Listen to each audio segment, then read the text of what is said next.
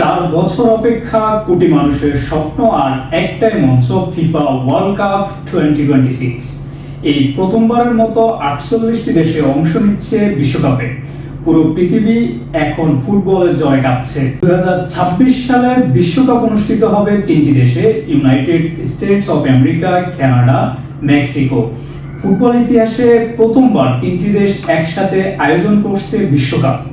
এবারের বিশ্বকাপে অংশগ্রহণ নিচ্ছে মোট 48টি দেশ, যা আগের 32 দলের বিশ্বকাপ থেকে অনেক বড় আয়োজন।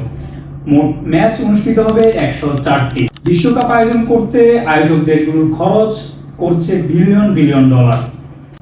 স্টেডিয়ামের নিরাপত্তা, পরিবহন, প্রযুক্তি আর দর্শকদের জন্য বিশাল প্রস্তুতি চলছে। ধারণা করা হচ্ছে পুরো আয়োজনের পেছনে খরচ হতে পারে কয়েক বিলিয়ন মার্কিন ডলার। বিভিন্ন শহরে নতুন অবকাঠামো ও স্টেডিয়াম উন্নয়ন করা হয়েছে। বিশ্বকাপের টিকিট এবার ইতিহাসের সবচেয়ে ব্যয়বহুলগুলোর একটি। একটা টিকিট মানে শুধু মাঠে ঢোকা না, এটা মানে ইতিহাসের অংশ হওয়া।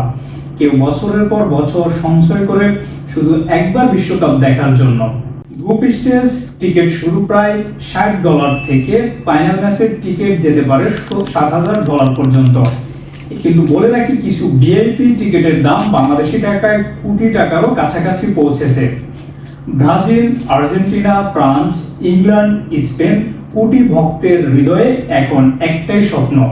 বিশ্বকাপে যুক্তি কাজ করে না, এখানে কাজ করে আবেগ। একটা গোল, একটা সেভ, একটা মুহূর্ত সবকিছু বদলে দিতে পারে। কে জিতবে বিশ্বকাপ, কে হবে নতুন কিংবদন্তি, এটি শুধু একটি খেলা নয়, একটি আবেগ, এটি ইতিহাস, এটি পুরো পৃথিবীকে একসাথে থামিয়ে দেওয়া এক উৎসব।